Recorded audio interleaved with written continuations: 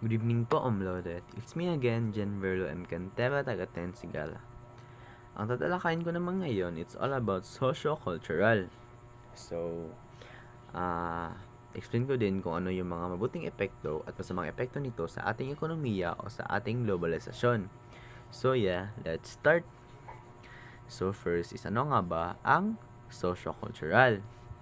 So, ang socio-cultural is tumutukoy sa epekto ng globalisasyon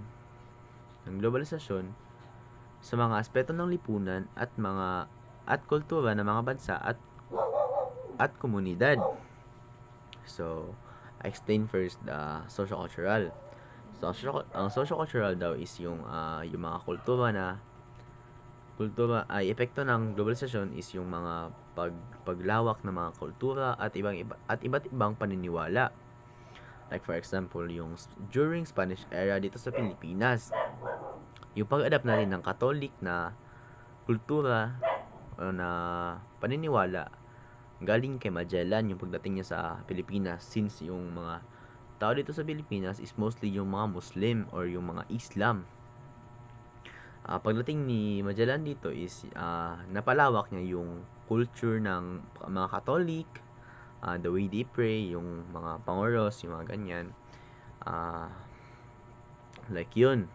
And nalab din natin yung paano yung pakikipag-usap talaga ng mga Pinoy, yung during ano yun, yung panahon na nagsimula yung Tagalog words. Yun. Ang mabuting epekto naman nito sa ating ekonomiya o sa ating globalisasyon ay yung pagkalat ng mga idea.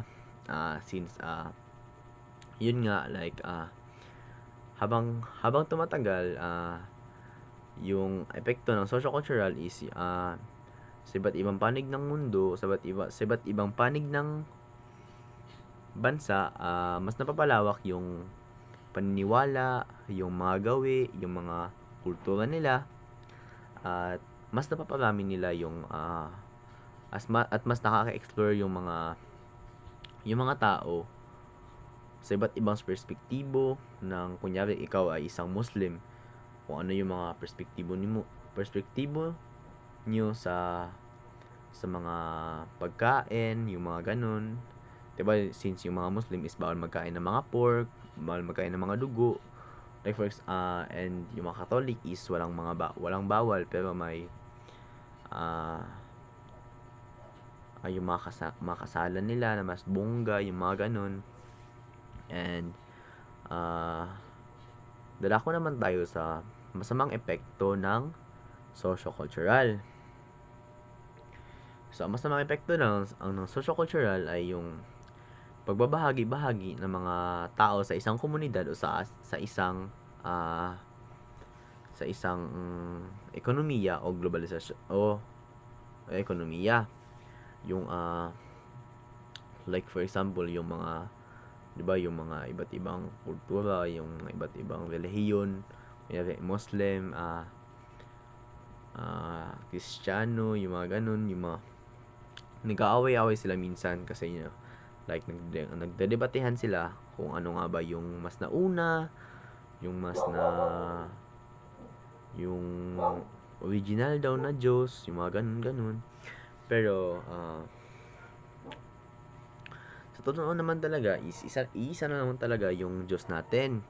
And ewan ko lang talaga sa kanila kung ba't sila nagdedebatehan tungkol sa kultura at sa mga paniniwala.